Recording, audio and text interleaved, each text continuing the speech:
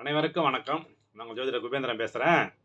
நம்ம அடுத்தது யோகந்தோறும் நட்சத்திரங்க வரிசையில அடுத்ததுன்னு பார்த்தீங்கன்னா, புனர்பூச நட்சத்திரம். அதாவது புனர்பூச நட்சத்திரத்தில பிறந்த உங்களுக்கு யோ யோகத்த குடுக்கக்கூடிய நட்சத்திரம்னு பார்த்தீங்கன்னா, திருவாதிரை நட்சத்திரம், பூச நட்சத்திரம், சுவாதி நட்சத்திரம், விசாக நட்சத்திரம், சதய நட்சத்திரம், உத்திரட்டாதி நட்சத்திரம். இந்த 6 நட்சத்திரமும் பார்த்தீங்கன்னா, உங்களுக்கு வந்து புனர்பூசத்தில பொறந்தவங்களுக்கு வந்து கண்டிப்பா இது யோகத்த குடுக்கும். அது ஒண்ணு வந்து 2வது தாராபுர நட்சத்திரம், 2வது வந்து இன்னொன்னு வந்து 27வது நட்சத்திரம்னு சொல்லுவாங்க. பொதுவா இத நம்முடைய 27வது நட்சத்திரத்த வந்து நம்ம வணங்கணும்னு சொல்லுவாங்க.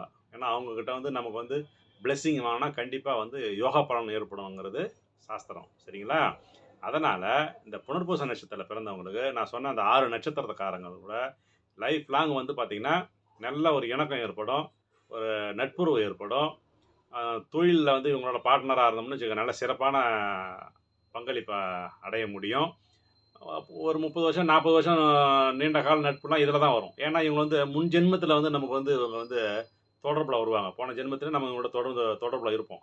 அந்த அப்படி இருந்ததுனா தான் இந்த ஜென்மத்தில வந்து அதே மாரி ஒரு நீண்ட காலம் வந்து நட்புல வருவாங்க அவங்க. அதனால இந்த நட்சத்திரம் வந்து உங்க மனைவியா அமைஞ்சதுன்னு வச்சுக்கங்க, அதாவது புனர்பூசத்துக்கு நான் சொன்ன யோகமான அந்த 6 நட்சத்திரம் மனைவி அமைப்பு வந்து இன்னும் அது யோகத்த குடுக்கும். அதனால நீங்க வந்து ஒரு திருமணம், இல்ல தொழில் பார்ட்னரு இத மாரி தேர்ந்தெடுக்கும்போது, நான் சொன்ன யோகத்த நட்சத்திரங்கள் வந்து 6 நட்சத்திரத்தில அமைஞ்சதுன்னா, மிக சிறப்பாக வேலை செய்யும். சரிங்களா?